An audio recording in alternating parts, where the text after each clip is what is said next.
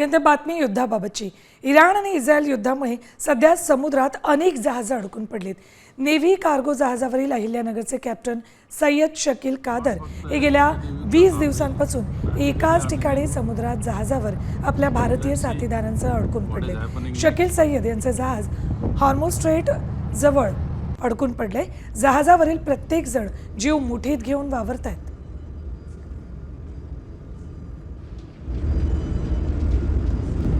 नमस्कार, मी कॅप्टन सय्यद शकील कादर, मूळचा जीवर बायजाबाईचे, अहमदनगर, अहिल्यानगर। मी शिपवर कॅप्टन आहे आणि माझं शिप आता सध्याला हॉर्मुझ स्ट्रेटजवळ आम्ही शेल्टर घेतलेलं आहे युद्धाच्या परिस्थितीमुळे। आणि सिच्युएशन इकडं खूप टेन्स आहे, कधी पण काही पण होऊ शकतं।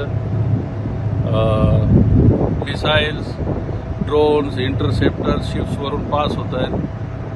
मी मागच्या महिन्यात 21 तारखेला स्पेनवरून निघलो होतो आणि आमच्याकडे दुबईचा कार्गो होता, पण युद्धामुळे आम्ही जाऊ नाही शकलो।